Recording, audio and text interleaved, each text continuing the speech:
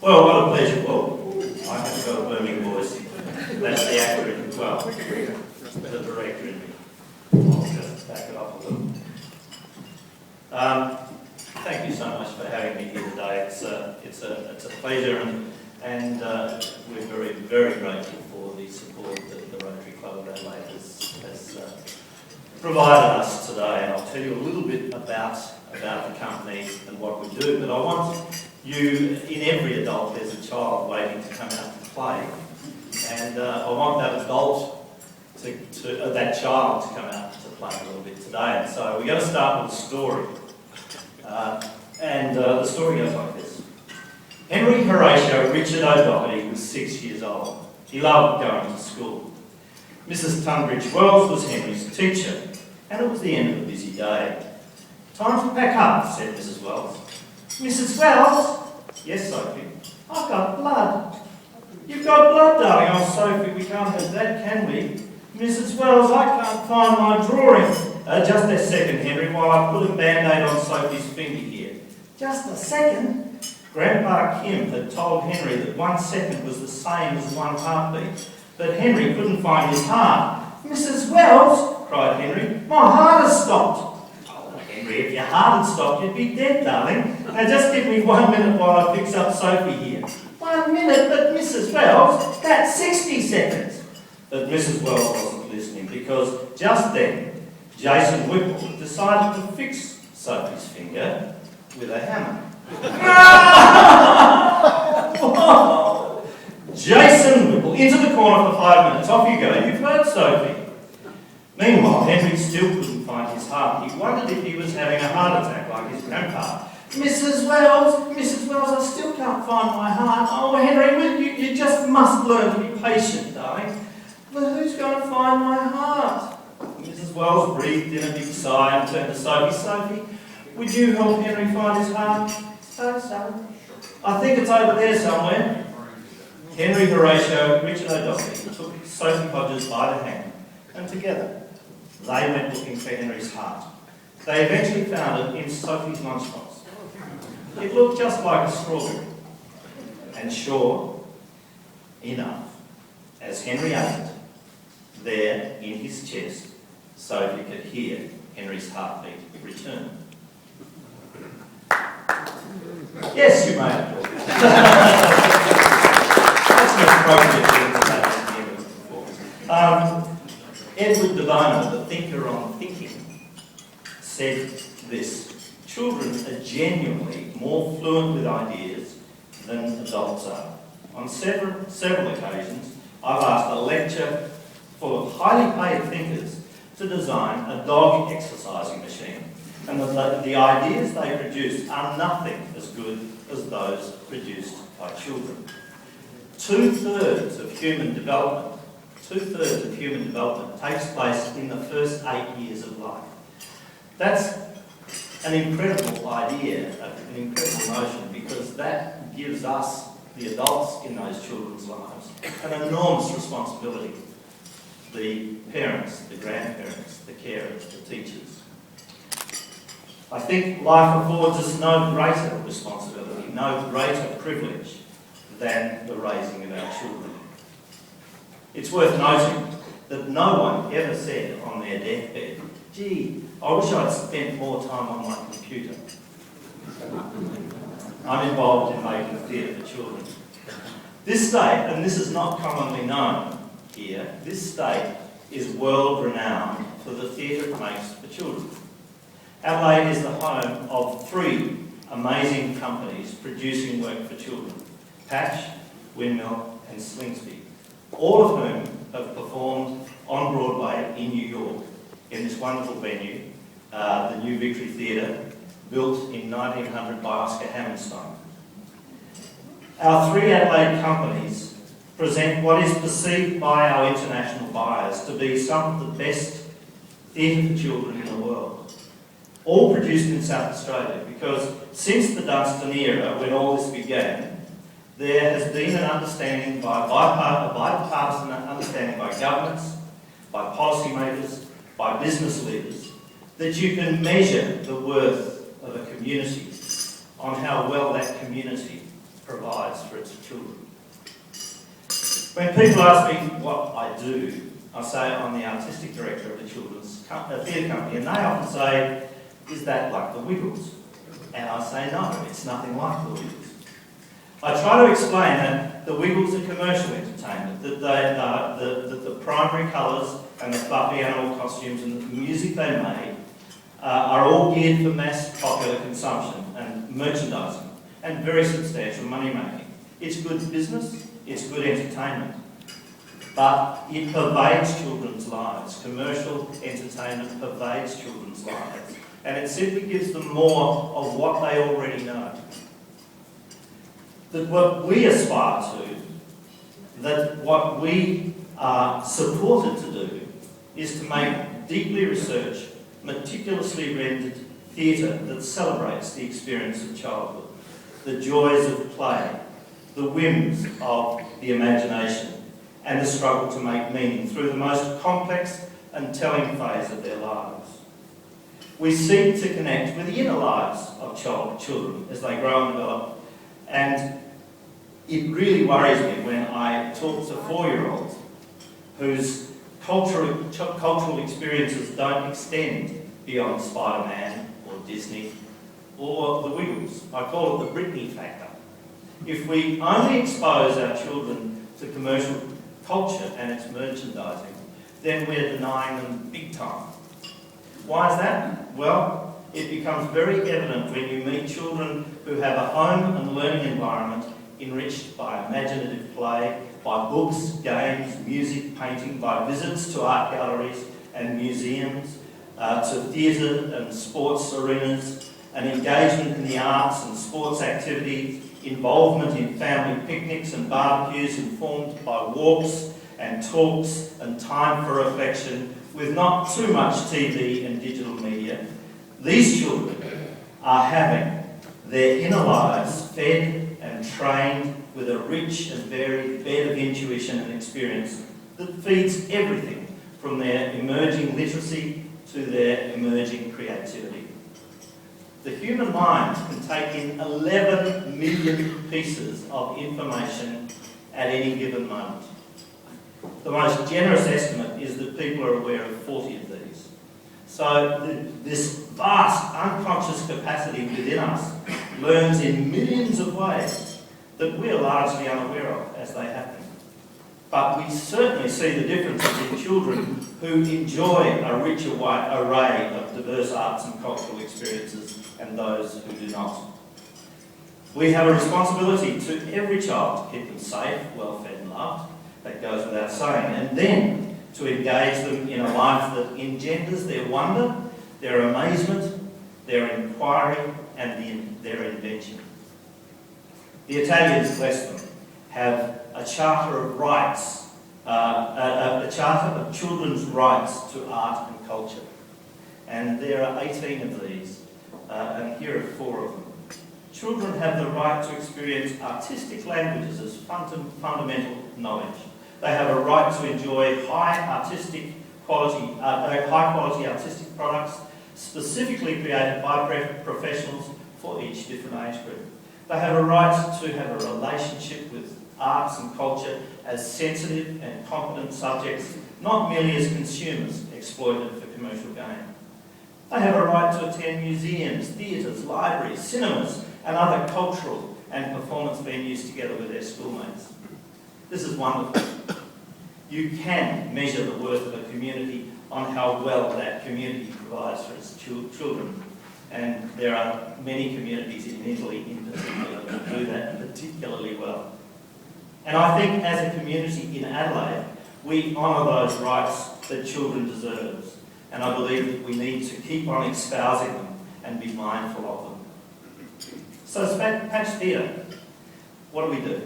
We specialise in making theatre for 4 to 8-year-olds. Why? Because a 4 to 8-year-old is at that divine stage of their human development where they reside freely in their imagination. They play and explore and learn intuitively and joyfully. Learning is not a task for them. They're natural artists. At no other time in their lives are humans so developmentally ripe for engagement in the arts. It's a unique window of opportunity that is never repeated. Pablo Picasso said, "Every child is an artist. The challenge is to keep them so." And what Pablo Picasso was saying was that children between the ages of 4 and 8 are the children that he's talking about, because around about the age of 8, developmentally, children's connections with that inner world of imaginative play tend to shift to an engagement with the challenges of the external world, and that special window of opportunity has passed.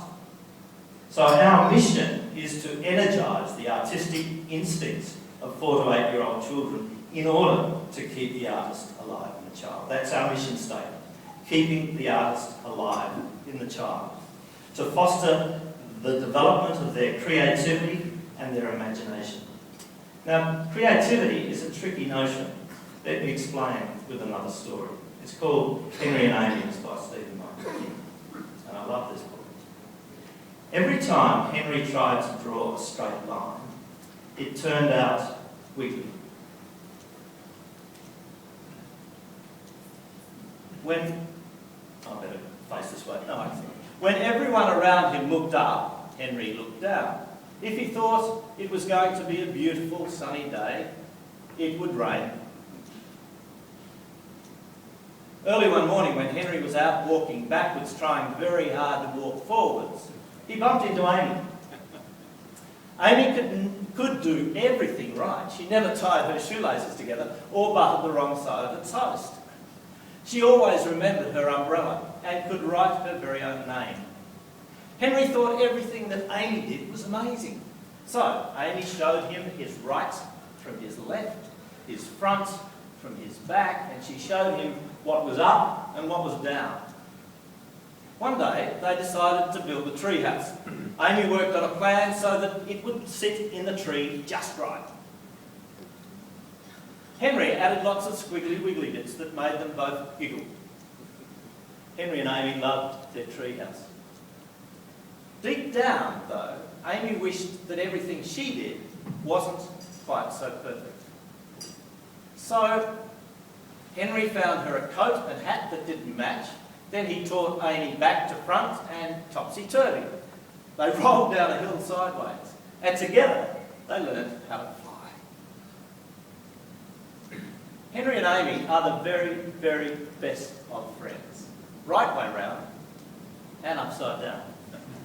It's a lovely story because it's a brilliant metaphor for creativity. It's saying that Henry and Amy by themselves as individuals are not quite complete. Henry needs Amy and Amy needs Henry. And if we think about it, it's those two components, those two polarities that we need in the creative being. A story suggests that in creative processes, the whimsical imaginative dream world of Henry and the logical, pragmatic, external world of Amy should coexist as equal partners. We developed a simple idea that creativity really requires us to have two components in equal measure: the whimsy of Henry and the logic of Amy. Where whimsy is dream, floats with the imagination, out of control thinking, magical, impulsive, fanciful thinking, and logic is controlled reason, marked by judgment and common sense. The dilemma is that we live in a world where logic is much more valued than whimsy. In fact, whimsy is largely mistrusted. Why? Because logic is a lot easier to deal with. It's solid and reliable and you know what you're getting. You can also measure it and grade it, so it works very well for educational institutions and businesses and policymakers. You can tick off the KPIs. Whimsical thinking is much more difficult to deal with. It's not always reliable. It bounces around, it's playful and often outrageously adventurous. There's often a lot of nonsense produced before you find the gem in the straw. The downside is that without whimsy, creativity cannot express itself. Scientific research tells us clearly that the unconscious, uncontrolled, whimsical thinking is connected to creativity in a big way. And in structured environments, we're not good at giving time for whimsical thinking, time for play, time for exploration, discovery and invention. The arts are good at it. It's our core business. Our work allows for an equal measure of whimsical and pragmatic thinking. Science, too, is good at it. 4 to 8-year-old children are brilliant at it. And that's what we need to give credence to honour, to encourage and foster their ability to be absorbed in play, exploration, discovery and invention. Children, above all, when together, are inventors. They're safecrackers. They're rebuilders of theories and behaviours that elude any predictability. Indeed, children are bursting with ideas that are always impatient to escape. I'm going to finish off with a little poem by Loris Malaguzzi, another Italian, no longer with us, the founder of an astoundingly amazing early education practice called Reggio Emilia. You may have heard of it. It's called the 100 Languages of Children, and it reinforces this idea that we really need to allow children and adults time for whimsy in their lives. A child is made of 100. A child has 100 languages, 100 hands, 100 thoughts, 100 ways of thinking, of playing, of speaking, 100 ways of listening, of marvelling, of loving, 100 joys for singing and understanding, 100 worlds to discover, 100 worlds to invent, 100 worlds to dream. A child has 100 languages and 100 more. But we steal 99. We separate the head from the body and tell the child to think without their hands, to do without their heads, to listen and not to speak, to understand without joy, to love and to marvel only at Easter and Christmas. We tell the child to discover the world that's already there. We tell the child that work and play, that reality and fantasy, that science and imagination, reason and dream are things that do not belong together. And thus we tell the child that the 100 is not there. But the child knows the 100 is there. The arts have such a powerful role to play in children's lives. And I'm so grateful to be living in Adelaide where, as a community, our community plays its part so well in fostering the development of creative thinking in children. I sincerely thank the Rotary Club of Adelaide for supporting our work, and we invite you to see our shows in Adelaide this year. We'll be presenting 3 shows, Miss McGee the Biting Flea at the Adelaide Festival Centre in the school holidays, The Moon's a Balloon at our Odeon Theatre in May as part of the Come Out Festival, and Me and My Shadow right across the state, and in fact also in the US at the end of the year. Thank you so much for having us.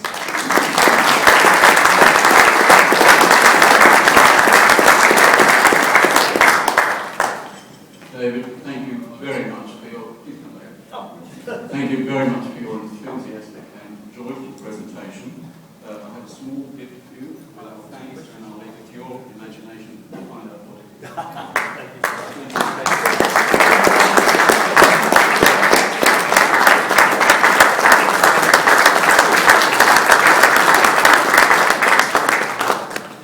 Are there any questions? Thanks, David. The question I've got for you is it's interesting how you had so many links with Italy in particular. We left Italy, my wife is from Adelaide, but we had the kids in Italy and then we came back here when they were 7 and 5 or 8 and 6. And the major reason we came back to Adelaide and left Italy is because Adelaide offered us a chance to choose school, private school, that would give us an opportunity to make sure that they were actually following those natural talents and inspiration our kids have, rather than go through a standard channel. Yeah. Having said that, now one of my kids is finished, he's doing year 12 this year, and the other one is in year 10. Once high school is finished, even those opportunities for us narrow down. We'll go to university and the choices for kids seems to get narrower and narrower as they get older. So, tough question for you. What's the easy, because as you said at the beginning, probably being parents is the toughest job we'll ever have. What's the best advice you can give us as parents now after high school to follow those characteristics that our kids have got? Is it going to uni or is it... Yeah. Look, I don't think there's any easy answer to that. I think as parents, we're, as you say, we're in a community, in a situation, and the community itself dictates what the possibilities are going to be for our children. But beyond the structures of the community, what is vitally important is that children live broad and fulfilling lives that they love to live, and that they in turn become good parents who are going to share their world with their children. So in many ways, I think the greatest thing we can be in our lives is a good parent, and in being good parents and grandparents and even supporters of children's growth. In being that, we're fulfilling what in a way our role is, to pass on what of us there is to pass on to others and to other generations. It's not a very good answer on that. Are there any? Just one more. Just sincerest form of flattery, but your talk has given me 2 verses from a poem I'm writing for a DSTO scientist retired, who has his birthday this week and is still a child. Fantastic. Yeah, look, we are. We love, I think as adults we love to play, and we need to harness that part of ourselves all the time, and not harness it, release it, because the child within us has so much capacity for invention and creativity. David, thank you very much. Thank you.